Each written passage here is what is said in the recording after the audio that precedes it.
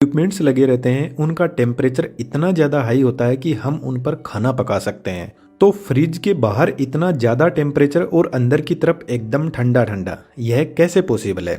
इसके अलावा कई बार जब फ्रिज खराब होता है तो हमारे दिमाग में एक ही बात आती है कि इसकी गैस खत्म हो गई होगी। लेकिन दोस्तों, ऐसा कुछ भी नहीं होता है। इसके पीछे की साइंस इस वीडियो में 3D एनिमेशन की हेल्प से समझते हैं। जो रेफ्रिजरेटर का हार्ट होता है वह कंप्रेसर होता है। यह एक रिसिप्रोकेटिंग टाइप कंप्रेसर है। इसके अंदर एक सिंगल फेज इंडक्शन मोटर होती है। जब यह मोटर रोटेट करती है तो इससे जुड़ा हुआ पिस्टन कुछ इस तरीके से मूव करता है और यहाँ पर जो गैस होती है उसको कंप्रेस करके पंप करने का काम करता है। इन कंपोनेंट्स की वर्किंग रेफ्रिजरेटर की बॉडी को थोड़ा सा साइड में रखकर अच्छे से समझते हैं। कंप्रेसर एकदम पैक होता है क्योंकि इसके अंदर एक गैस भरी जाती है जिसका नाम है फ्रीऑन R134a, जो आजकल कॉमनली यूज होती है। और मोटर और कंप्रेसर दोनों मिलकर इस गैस को पंप करने का काम करते हैं।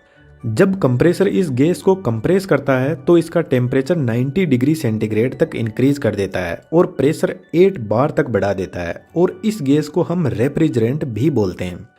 अब यह टेम्परेचर और प्रेशर बहुत ज़्यादा है तो इसको हमें डाउन करने की ज़रूरत है। इसलिए इस हाई टेम्परेचर और प्रेशर वाले रेफ्रिजरेंट को कंडेंसर यूनिट के पास में भेजा जाता है, जो रेफ्रिजरेटर के पीछे लगी हुई कुछ ऐसी ट्यूब होती है जो हमें आसानी से दिखाई दे जाती है। और इस ट्यूब से जब हाई टेम्परेचर वाला रेफ्रिजरेंट फ्लो करता है तो बाहर के एनवायरनमेंट से हीट एक्सचेंज करने लग जाता है, क्योंकि कंडेंसर कोयल का टेम्परेचर बहुत ज़्यादा होता है और एनवायरनमेंट का टेम्परेचर बहुत कम, तो रेफ्रिजरेंट धीरे धीरे कूल होने लगता है।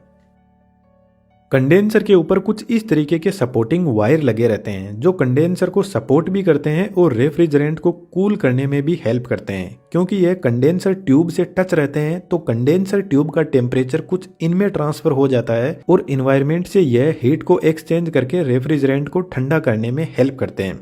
जब रेफ्रिजरेंट इतना लंबा रास्ता तय करके कंडेंसर कोयल से बाहर निकलता है तो इसका टेम्परेचर 45 डिग्री सेंटीग्रेड तक रिड्यूस हो जाता है और जब टेम्परेचर डाउन आता है तो गैस लिक्विड में बदलने लग जाती है।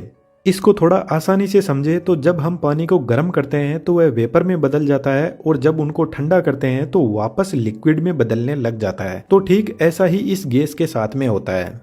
कंडेंसर यूनिट से जब गैस बाहर निकलती है तो यह थोड़ी ठंडी होकर लिक्विड में बदलना शुरू हो जाती है। अब कंडेंसर यूनिट से निकलकर यह रेफ्रिजरेंट जाता है कैपिलरी ट्यूब के पास में। कैपिलरी ट्यूब कुछ इस टाइप का एक कॉपर की ट्यूब होती है जिसका डायमीटर 0.5 mm से लेकर 2.2 mm तक होता है और इसकी लेंथ मैक्सिमम 5 मीटर तक हो सकती है। कैपिलरी ट्यूब एक थ्रोटल डिवाइस होती है जो हाई प्रेशर को लो प्रेशर में बदलने का काम करती है और यही वह डिवाइस है जो रेफ्रिजरेंट को एकदम ठंडा भी कर देती है। इसको थोड़ा समझने की कोशिश करते हैं। कैपिलरी ट्यूब सिर्फ और सिर्फ एक कॉपर की ट्यूब होती है और इसमें ना कोई इलेक्ट्रिसिटी दी जाती है, ना ही इसमें कोई मूविंग पार्ट होता है। जो प्रेशर ड्रॉप होता है वह इस ट्यूब की लेंथ के डायरेक्ट प्रपोजन में होता है और डायामीटर के इनवर्स प्रपोजन में होता है। तो जैसे जैसे इस ट्यूब का डायामीटर कम होता जाएगा तो प्रेशर ड्रॉप बढ़ता जाएगा और हम लेंथ भी इंक्रीज कर देते हैं डायामीटर के साथ में, तो प्रेशर ड्रॉप और ज्यादा इंक्रीज हो जाएगा। अब प्रेशर ड्रॉप का आपको सिंपल मतलब समझने की जरूरत है। प्रेशर ड्रॉप बढ़ रहा है मतलब प्रेशर का ड्रॉप जो है वह बढ़ता जा रहा है, यानी एक्चुअल में प्रेशर कम हो रहा है।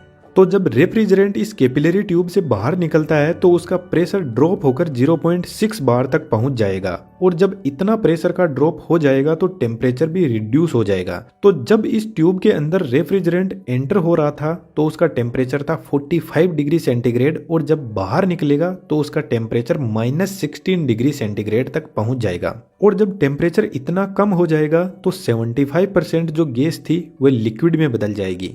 रेफ्रिजरेटर के अंदर फ्रीऑन गैस काम में लेते हैं जिसका नेचर होता है वह बहुत जल्दी ठंडी होकर लिक्विड में भी बदल जाती है और बहुत जल्दी गर्म होकर वेपर में भी बदल जाती है। इसीलिए फ्रिज के अंदर इसी गैस को काम में लेते हैं।